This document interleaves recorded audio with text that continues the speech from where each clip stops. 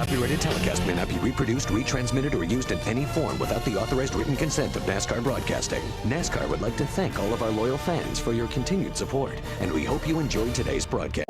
So he's establishing where he wants to be, and that's on the bottom. 72 right here, Randy McDonald. Tough time here. We'd like to say hello to his dad, too. He's sick and going through a little deal, and tough day for Randy, it looks like, early. Right now, as the 78 truck of Charlie Bradbury gets spun around on the front stretch, he's back on the track, but it brings out caution 1. And took a look, and we're not seeing that this day and time a lot on the cars at very high speed, but certainly came up on his truck. We're on the front stretch here's there. A look. We truck in this field is Carl Edwards, and that number 99. We got a spin up in turn 3 and 4, the 7 truck. No caution, though. He may get it going and should be able to, actually. As we have our 200th race here at Memphis. It's been fun watching it since 95, and when we had the halftime, and then we went to the pit stops. Trouble here. We got a little trouble here. The 7 again.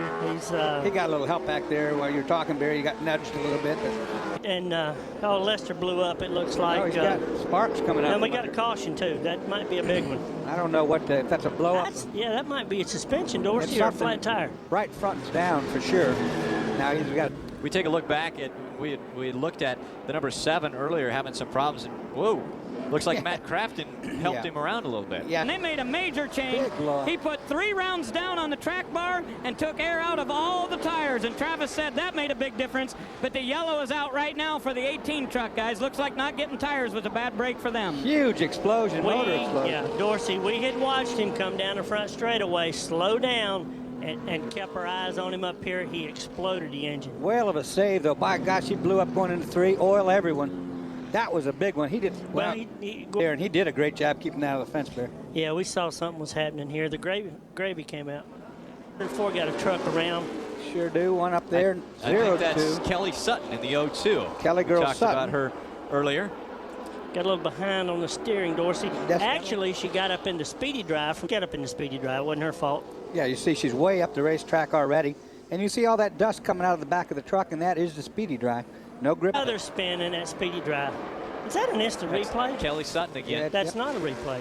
Same place. This time she didn't touch the wall. Didn't do any damage.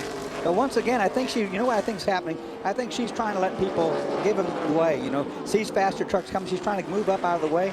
And in road, but it's gotten a lot more competitive since then. And Dorsey? There's Kelly Sutton again, way up on the racetrack. And the only thing I can theorize is that she saw the faster. Guys, 9 laps to go, 8 laps to go in this one. And Ted Musgrave in position to be our 6th different winner on this track. We've never had a repeat winner. And now with the guys dropping back, Dennis Setzer, and with John Wood dropping back, but Travis Quapple is in position. He's currently in 2nd. And again, he's our defending winner at this track. So we could have a repeat winner if Ted Musgrave has bad luck, which has happened to him already this season. Yeah, I don't think we've had a winner at this racetrack, Rick, that has qualified out of the top 5 in the history of the Truck Series here. Isn't it funny how one little thing like that, one little bobble between 2 trucks, changes the whole complexity of the race right now. Now Musgrave with a pretty doggone good lead, and it stacked everybody up behind him.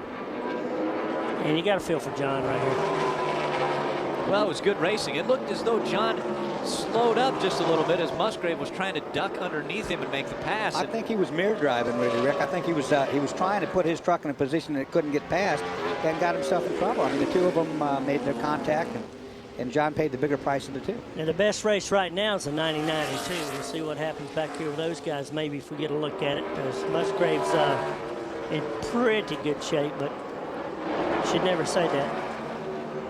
Musgrave has had problems with finishes, but as he has about a 2nd of a lead over the 16 of Travis Quapple, we do take a look up in the left-hand side of your screen there. The 99 and the 2 of Jason Leffler trying to reel in the 99 of Carl Edwards, but Carl Edwards running very strong, currently in 5th position. And right in front of him, of course, his teammate, the 50, John Woodward, talking about. These guys are going to battle. We're gotten on 4 laps to go or so now, and these guys are going to get after it. I think that's the next battle we're going to see, Dorsey. These 3 right here. Yeah, it's coming. You can guarantee that. Carl Edwards in that 99, you know, he's got the bit between his teeth. Does that make a difference? That's his teammate in front of him. He wants that position. Leffler just hasn't had the speed all day these other 2 guys have shown. But look at these 2 Roush trucks now. They're going to get together here. 197 laps complete. Ted Musgrave goes down the back stretch. He is your leader. He has just 2.5 laps remaining. If he is able to hold on, it will be his second win of the season. But again, he will be the 6th different winner at this track in 6 races. Don't forget about what these guys did at Texas. They laid on each other big time in Texas for that finish. And here they go again. Watch now. It's Carl Edwards in the 99, working under the 50 in a lap truck in front. He's trying to position. That's Bradbury. Now we talked about the lap traffic here. This is a carryover, Doris. He's got to hurry up and make a move here. As you see, they have to slow down for the lap traffic, and they lose momentum. One of them loses momentum. It was actually Michael Dokken that was in that other car. White flag. White flag comes out, guys. Ted Musgrave out in front. Ultra Motorsports. Jimmy Smith's been a part of this series since its inception in 1995. He's had a truck running in every race, all 200 of them, and also they were currently in second in the all-time wins behind Roush. Now, if Popple's Ted there. Musgrave can hold on, Popple's right there. he comes out of turn number 4, and Ted Musgrave wins the O'Reilly 200.